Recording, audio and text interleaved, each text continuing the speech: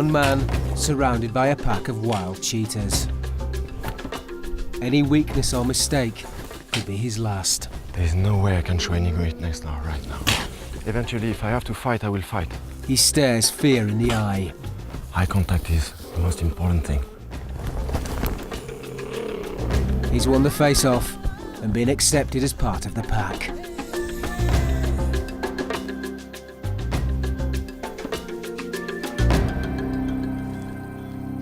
Olivier Wale is the cheetah man.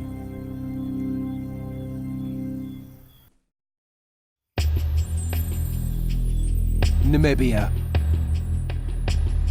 The land between two deserts.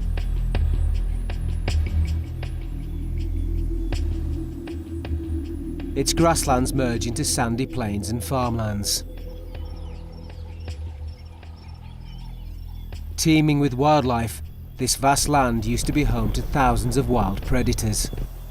But their numbers have declined dramatically, as man has all but wiped them out. 20 miles outside the Namibian capital, Windhoek, deep in the Namibian bush, is Amani, a safari lodge home to rescued lions, leopards and cheetahs. It's here that you'll find Olivier Wale, a 28-year-old with an extraordinary affinity with the most vulnerable of the big cats. He spends every morning, as he has done for the last 4 years, with a special group of cheetahs. Basically, we're gonna enter their territory, which is huge and big, and see if we can get close to them this morning.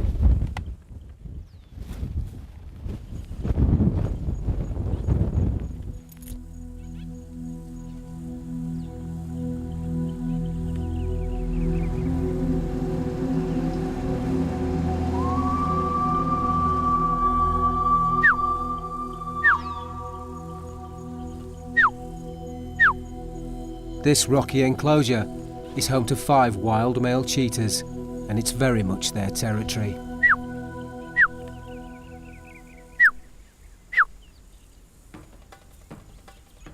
You see their fur, their camouflage is exactly the same color as the grass. They're just perfectly adapted to run in this bush. Olivier's in the cheetah's domain, and they'll come to him when he calls, but to show him who's in charge, they challenge him every time. So in this kind of situation, eye contact is extremely important. And never let them think that you could be eventually weak.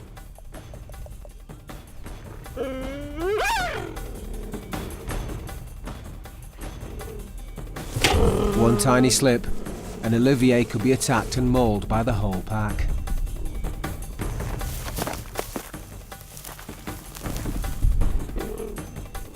And obviously with 5 of them surrounded by them, it makes it a little tricky. For him to get close to them, he makes himself appear as big and as imposing as he can. He lifts his hand up to make them focus on that, whilst holding his nerve. There is no way for me to have any fear, no doubt.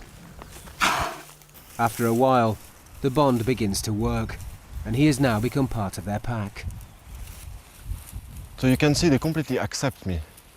Because they get tense a bit, but I'm surrounded by them and they don't try anything on me. And that took time to develop a trust like this.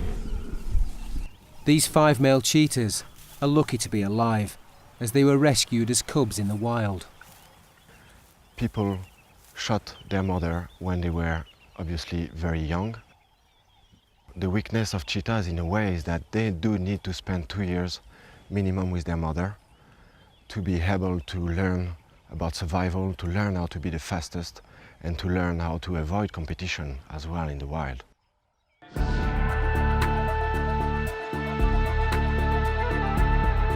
Cheetahs are the fastest land mammal, but they are also the most vulnerable of all the big cats.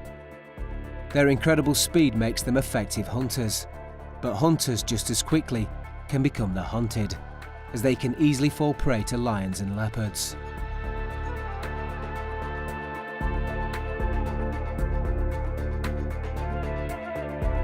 By working together as a group or a coalition, they make more effective predators and can protect each other from being attacked. Wow, I'm quite in a tricky situation right now. Hey, hey, hey! But this group has become such an effective coalition that Olivier will soon find them all turning on him like never before. If I have to fight, I will fight.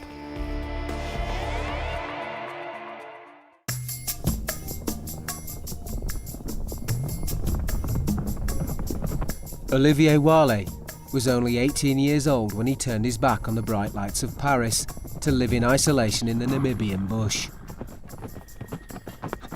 Living in cities and in civilization, I didn't realize how much life was amazing and how nature was incredible, and that actually paradise is right here. All this is perfect. Nature is working perfectly, and especially without human beings. My life for these past 10 years is to go backwards according to civilization evolution. I'm going back to the wild, I'm going back to the roots in order to understand why we're here.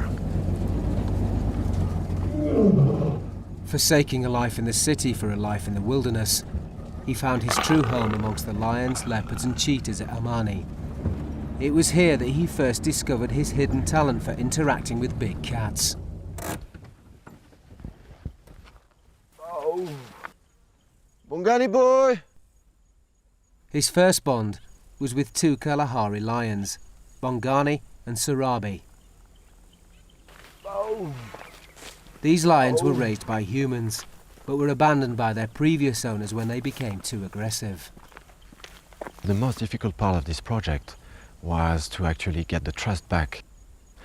And obviously this is not something that you can really learn in books. Day after day, for many months, it took me actually 8 months to become friend with the lions. Hey guys, here you are. Are you hungry again? Like the cheetahs, Bongani repeatedly challenged Olivier whenever he came anywhere near the fence. No one could get close to him. No one except Olivier. So very intimidating, very intimidating. And if you manage to control your fear at that moment, because for 8 months this is what happened to me every single day, and I managed to stand my ground and show him that I was not scared. Then one day, Bongani lowered his head and calmly walked towards him, a sign that Olivier had been accepted. Did you have a nice day? When I saw Bongani coming to me with his head down, showing that he would actually greet me the way he would do it with his own species, head to head, then I knew that was the day, that was the time, the trust between him and me would start. He's really lucky because whatever happened, every day he's got the coolest haircut. Now Bongani comes to him whenever he calls. Olivier's bond with Bongani grows stronger day by day. But he knows it's that human interaction with lion cubs in the first place that means Bongani could never be released.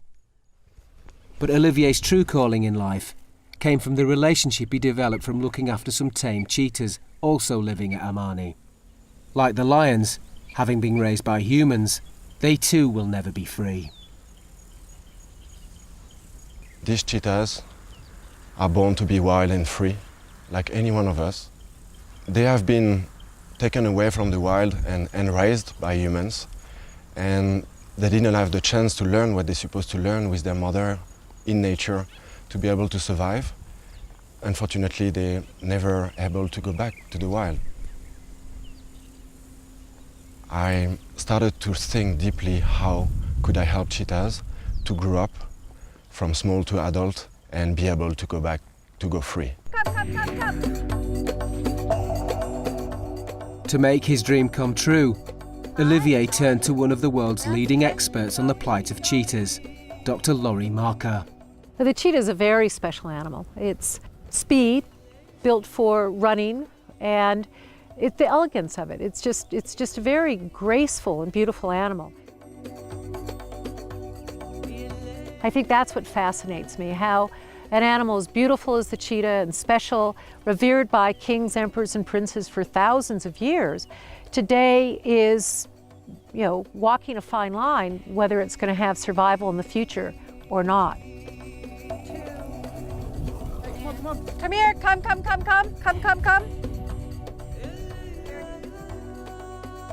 There you go, big girl. Dr. Marker girl. has spent over 30 years working with cheetahs and today runs the Cheetah Conservation Fund around 200 miles north of Amani.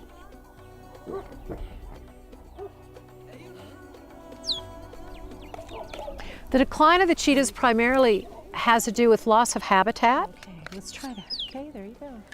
The loss of prey base, and as the human populations have grown throughout Africa, they have taken over more and more of the areas where cheetahs live.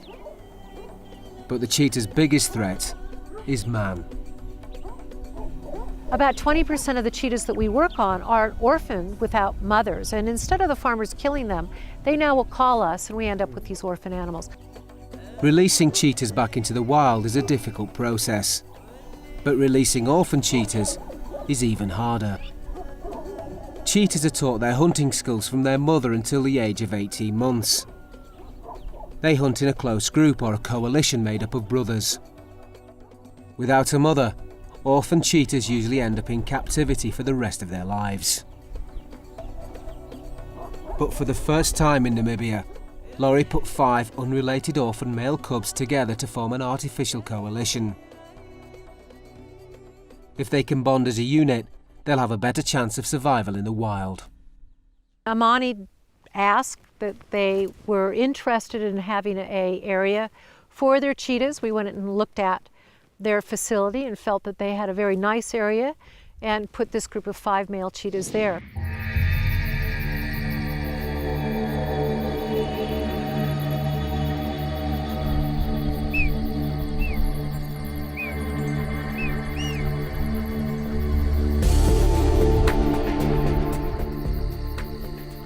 When the Cheetah Conservation Fund sent the 5 orphan cheetahs to Amani, little did Olivier realise how much a part of his life they would become.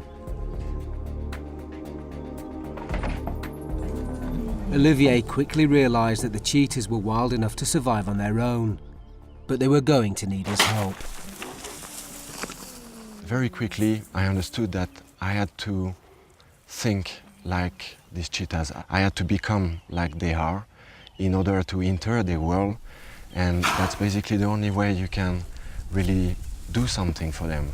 A lot of people, scientific guys, study many years to know as much as they can about cheetahs, but they never had the time to spend every single day for such a long time close to them. That's the challenge I decided to take on. But could these orphan cheetahs learn how to survive in the wild without their mothers to teach them? It was a unique experiment, fraught with difficulties. Olivier has spent every day watching this group and learning about their behaviour. Without mother, and me being just a human being, it was extremely difficult to teach them anything. So the only solution I had was to put them in most natural situation, and hoping that coalition of 5 cheetahs would eventually build a hierarchy, very strong hierarchy. So as you can see in a very obvious way, is their instinct is to chase whatever is running in front of them. So if you do behave like a springbok, you might end up like a springbok too. It's taken 4 years of daily face-offs to allow him to be accepted and to see that the experiment is working. They've built an effective hierarchy without their mothers, and Olivier is now fully accepted by them. So all this time spending with them allow me to actually become part of them, which is quite incredible. It took me a lot of time to understand what was the rules of nature and how you should behave, even close to potential dangerous carnivores, which is the proof actually that we can understand and communicate with these animals and live in harmony with them. And I think we can really confirm that the dominance belongs to the strongest personality. So it's not according to the strength of the cheetahs or the size of his bodies, it's really according to his personality and his determination for survival. In the 4 years he's spent with them, he's got to know each of the cheetah's characters. If we start from the boss, the leader of the group, his name would be Ra.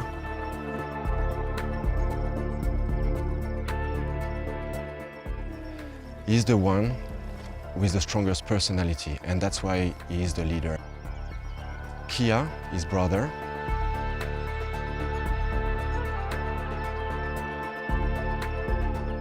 he would be number 2.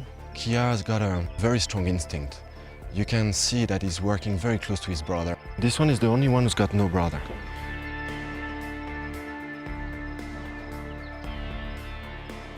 Ushara is the solitary one in a way.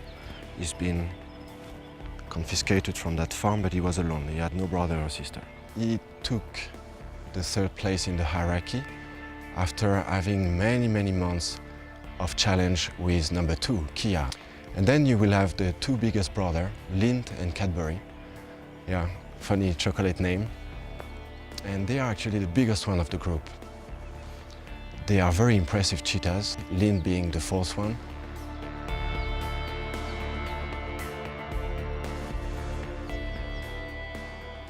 Cadbury being the 5th one.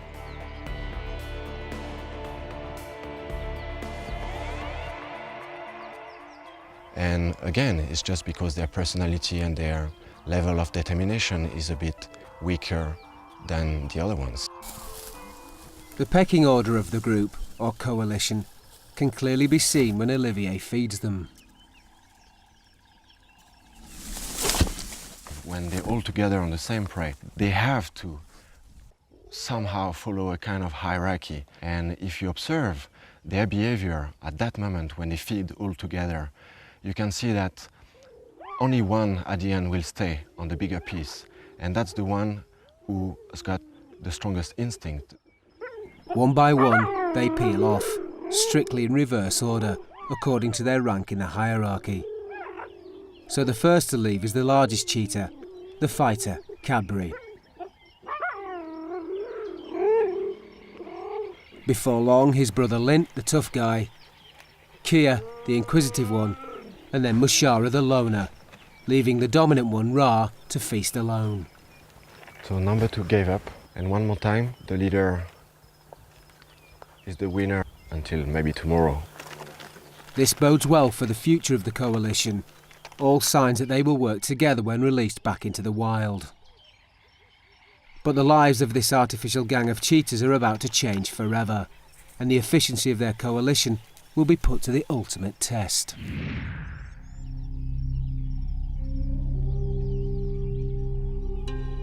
6 hours southwest of Windhoek is the Namibran Nature Reserve.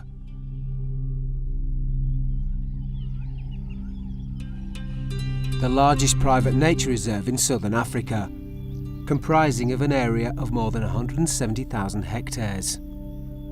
It's into this vast wilderness that the cheetahs are soon to be released.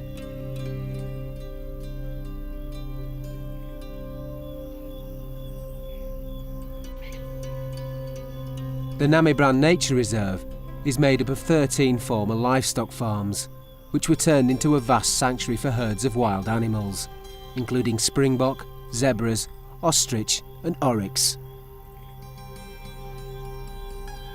But numbers have increased so much, they're getting out of hand. We're at a stage now where the wildlife has recovered so well that we have to sort of turn our attention to re-establishing a predator population. We approached the Cheetah Conservation Foundation several years ago, saying to them we'd like to reintroduce cheetah into this area as they used to occur here naturally.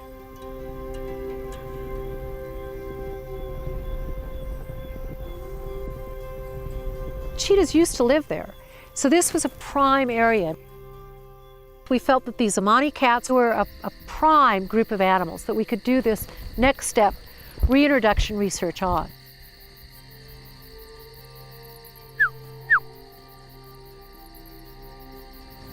It's the cheetahs' last night at Amani, and Olivier calls them together for the last time. He has to shepherd them into a holding pen, where at first light they will each have a medical to prepare them for the 500-mile journey to Namibrand. But the gang of 5 are in no mood to go.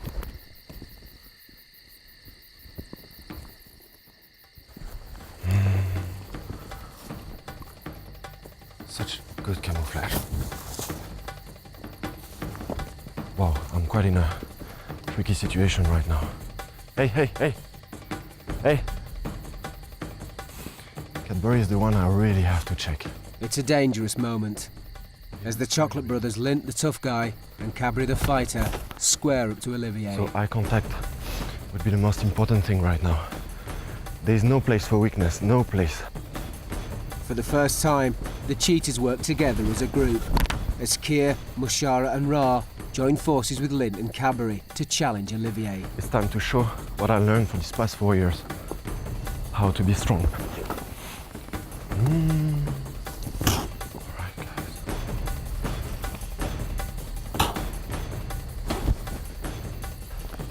Eventually, if I have to fight, I will fight. So the reason why my hand is up like this is I must make myself as big as I can. That's also a very efficient way of intimidation. But their behaviour is a good sign. The coalition is now a strong one. All came to me, all of them. Whatever they do it all together. The power of this coalition is really something. I wouldn't have liked to be a Springbok right now, because really you can feel that they are extremely strong, being all 5. This coalition is amazing. They look so strong and so powerful. They have such a level of determination. I really think they are ready now, ready to go free.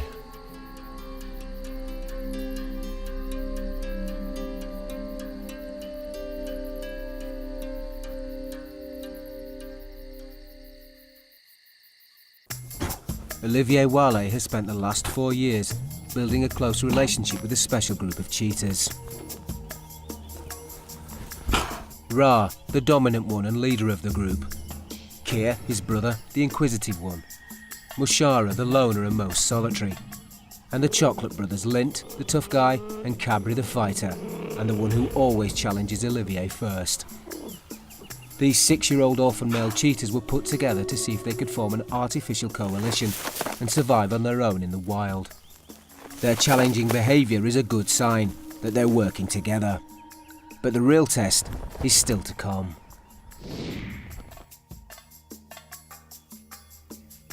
It's departure day for the cheetahs.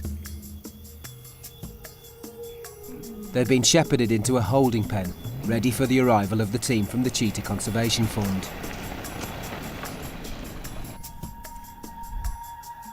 Olivier's living room has been converted into a makeshift clinic. For Olivier, today is the moment he's been looking forward to for the last 4 years. Well, I'm feeling quite excited. Today is the day that we transfer the 5 cheetahs into their new environment, new territory. So basically we're going to have to dart every one of them, do the last sperm collection, Siemens, for their genetical project, take some blood sample, endoscopy, and obviously the radio collar that we will put on each individual to be able to track them later on when they will be free. So it's a great moment, yeah, and a long day of work.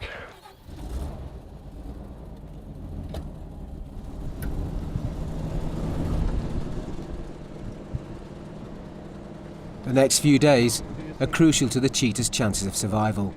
And before they leave, they're going to be given a full medical to ensure they're in top health, ready for their release. I think a lot of people think that putting animals back out in the wild is something that's very, very easy. Animals that have been habituated, like these cats, the chances of their survival are risky. The first cheetah to be darted is Mushara, the loner, and number 3 in the hierarchy. Hey guys, He's the hey. shyest of the group. Look at this. He's also the most This. nervous. Whoops. Uh-oh. Watch out. Mushara has been darted first. He's the shyest one, and that's why we choose to dart him first, in order to reduce the stress of every one of them. As they wait for the anaesthetic to take hold, it's a tense moment for everybody. This is always, in a way, a stressful moment when you put asleep animals, because you can estimate approximately what dose of anesthetic You can give them, but it's always a tricky thing to do, and that's why tension is starting now. As soon as the vet is confident that Mushara has gone under, he's taken back to the makeshift clinic for a series of tests. Okay.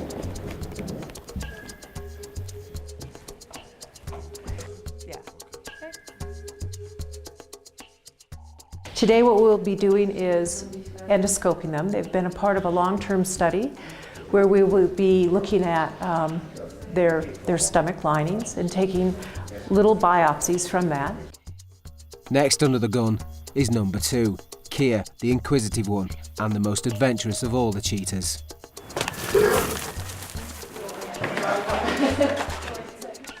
Excellent. This medical check isn't just to prepare them for a life in the wild. It will also assist to conserve the future of the species. Having almost been wiped out 10,000 years ago, cheetahs today are so inbred that reproduction is fraught with problems. We will also be collecting sperm, and the sperm will be frozen in our genome resource bank. The sperm bank will allow the Cheetah Conservation Fund and its scientific partners to potentially spread the gene pool across Africa and the Middle East to improve the species' chance of survival. It seems from observation that the sperm are pretty okay, which obviously could work for the new generation later on, especially being free. We hope that they will meet females, so that's a good thing.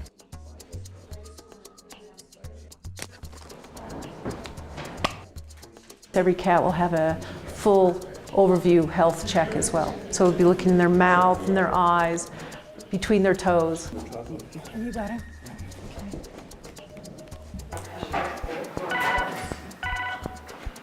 Yeah. As cheetahs roam for miles in the wild, Ra, Kia, Mushara, Lint and Cadbury will be fitted with radio and 2 satellite collars between them. They will be monitored for the next 2 years. We'll be able to monitor them every few hours via a computer. If they do go out of reach of the VHF collars, we will be able to know exactly where they are using the satellite collars.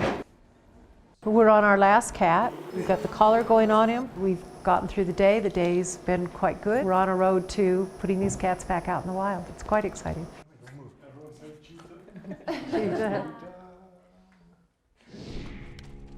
It's 6 in the morning at Amani, and the convoy is ready to head off to freedom. We're about to drive to the Namib, a wonderful place, my favorite place in Namibia. Okay, now no way back. Going to freedom.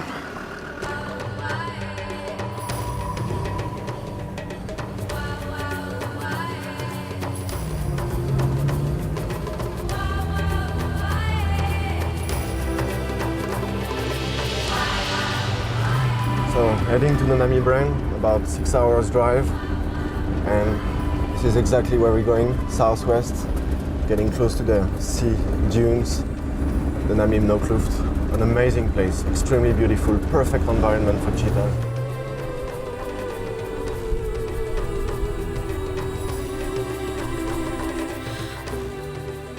Such a great feeling to hit the road in this country.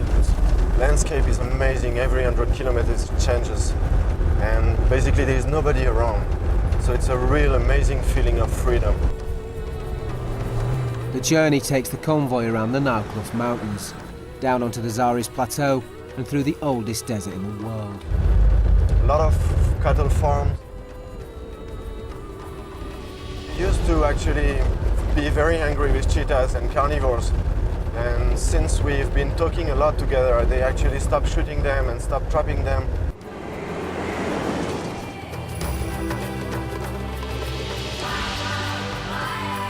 We are entering million years of evolution. This is absolutely incredible here. We are at the doors of the oldest desert in the world, the Namib Desert. This is like going into the past in a way, and it makes you feel a bit small here. After a grueling 6-hour journey, they finally arrive at Namibrand. the largest private nature reserve in southern Africa.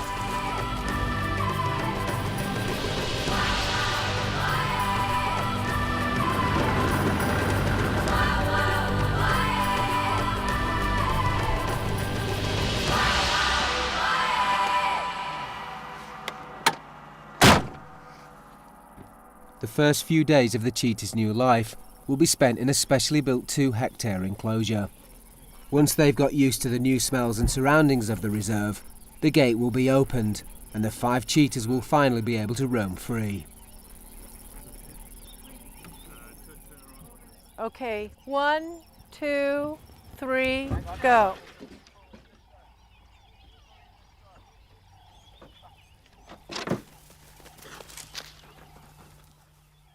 Here we are, the very first step of freedom. Obviously, it would be a bit dangerous to let them go right now in 200,000 hectares. So the first step is to let them get used to their new environment in quite a small territory here. We're going to be able to feed them for quite some days. And then when we feel that they are ready to go, then we're going to open the gate and let them go in this amazing environment, which is definitely cheetah paradise, full of springboks. It's a lovely place for them.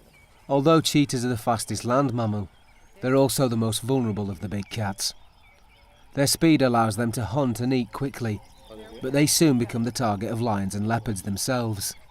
Like their mothers before them, their biggest danger, however, is from farmers protecting their livestock. We're protected by at least 3/4 of the reserve. There's a couple farmers that we know have a bit of a problem. You're okay? I'm feeling a bit funny, weird. It's difficult to explain. I'm feeling very, very happy. Yeah. Freedom is just the best I could ever wish for them. And, well, they've been part of my family for 4 years. They've been actually my family.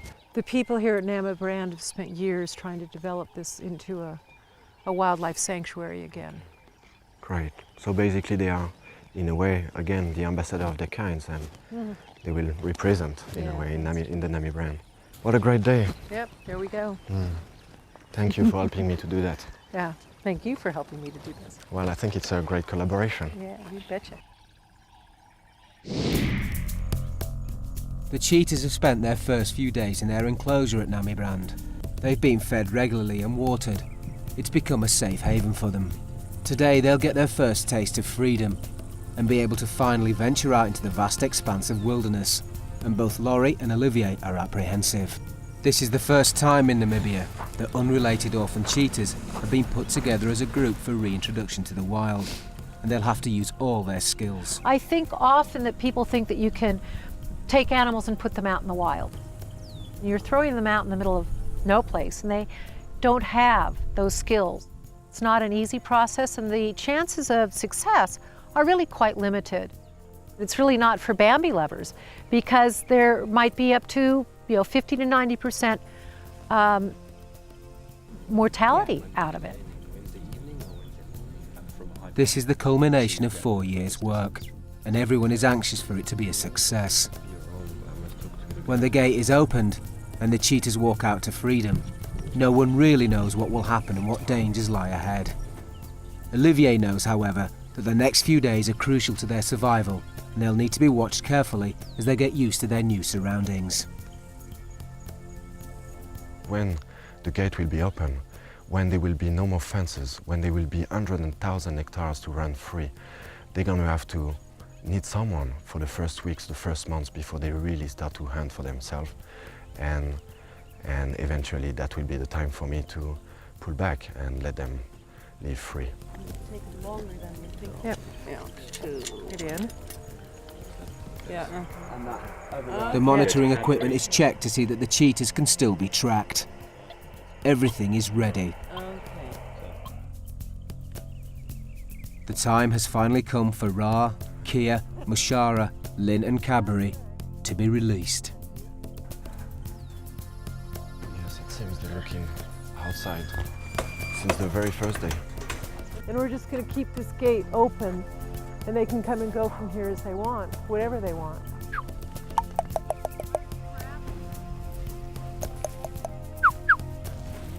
But they're nervous, so Olivier gives them some incentive. The cheetahs follow Kia, the inquisitive one and most adventurous of the cheetahs, and they are finally free. Here we go. Come on guys, you must run free. It's the first time these 5 orphans will face the wild on their own.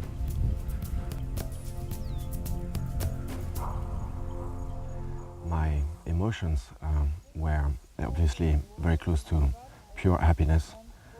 That was something I would have never dreamed of, to be able to help them to grow up as wild as possible and to be able to run free in this amazing cheetah paradise.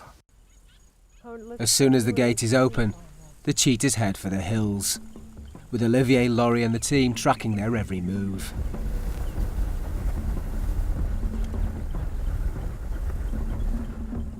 I love to see him trotting up that hill.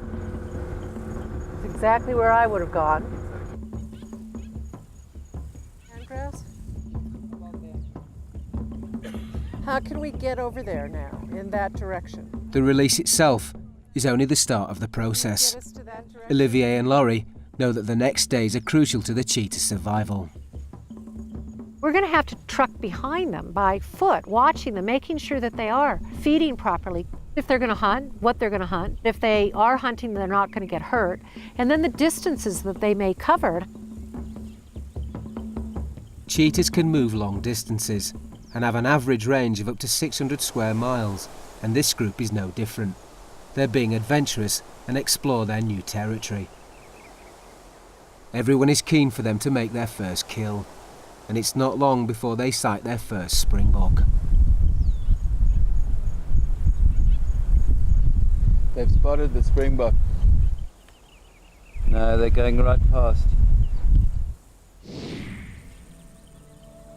It's been a successful first day of freedom, and by sunset, Ra, Kia, Mushara, Lint and Cadbury have travelled over 8 miles and stopped for the night near a mountain range. There's huge elation, yes, being excited on the fact that they're out there, and then the anticipation of what's coming next. Beside my fear of these 5 cheetahs not be able to survive and to hunt for themselves, I believe that it's much better to live a short time free than a very long time captive. That's on what is based all my mission: freedom.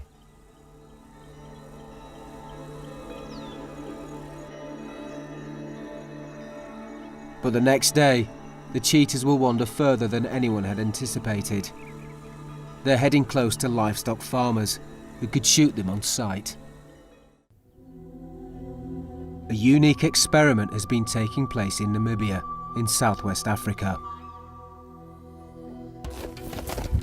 For the past 4 years, Olivier Wale has used his remarkable affinity with cheetahs to get him close enough to 5 orphan cubs and see if they were ready to go back into the wild.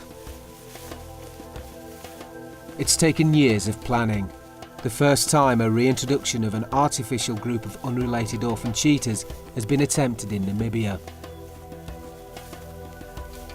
Their very survival over the next few days will hang on Olivier's special bond with them. If I am nervous, it's about knowing if they're gonna survive or not. My worst fear is that they don't really manage to hunt for themselves, so they eventually starve. They were placed with him by Dr. Laurie Marker from the Cheetah Conservation Fund, and the plan is working. Yeah, I see. The cheetahs are together and behaving like a natural coalition, but at the end of the first week, there's a problem. The cheetah's satellite collars show that they are heading towards a mountain range, where it will be difficult to follow them and where there is little prey to eat. No, they're heading towards the mountain, east. But more worryingly, they're getting alarmingly close to some livestock farms, where they could be shot, just like their mothers were. Do you see them at all? Do you see us? Which direction they're going? They seem to be just milling about, but slowly but surely heading back towards the Parramatta. No, they're heading towards the mountain. We certainly don't want them to go south. Again, there's 1 or 2 farmers down there that we need to spend some time with who don't like cheetahs at all. Okay, let's go. That's a great mountain. The Namibian cheetah is classified as being a protected animal, but it can be shot to protect life or property. It's a loophole used by livestock farmers who view cheetahs as a threat to their livestock.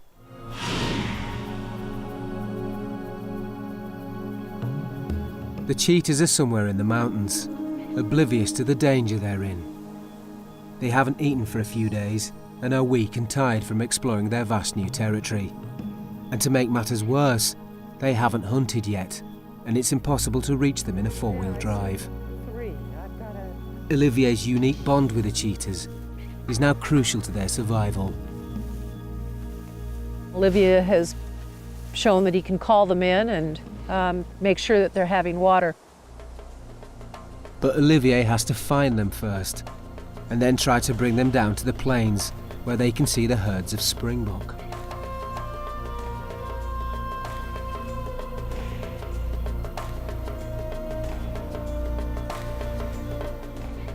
Well, we are in this place called Moringa Valley, full of mountains around us, which makes it quite difficult to spot them.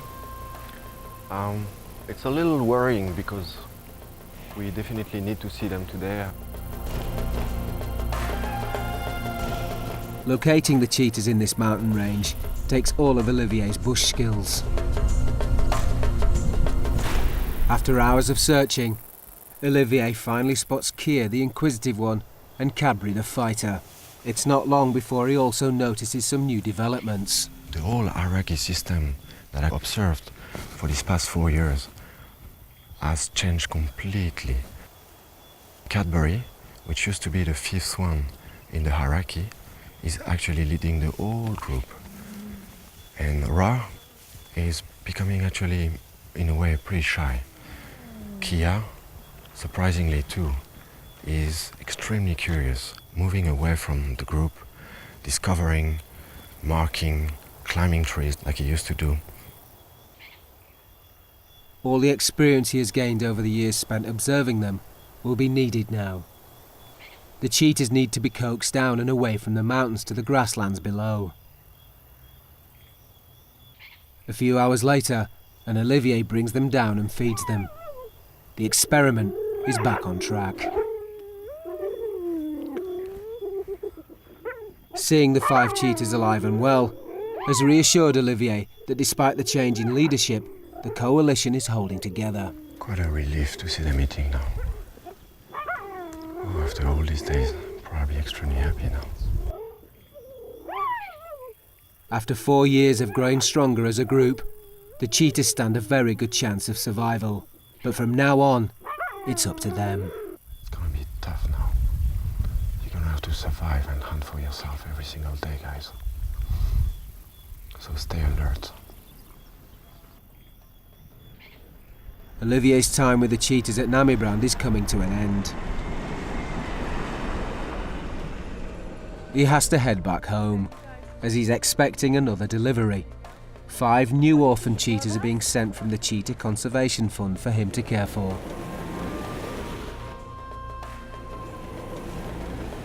He'll have to develop a bond with these new cheetahs, just as he did with Ra, Kia, Mushara, Lint and Cadbury.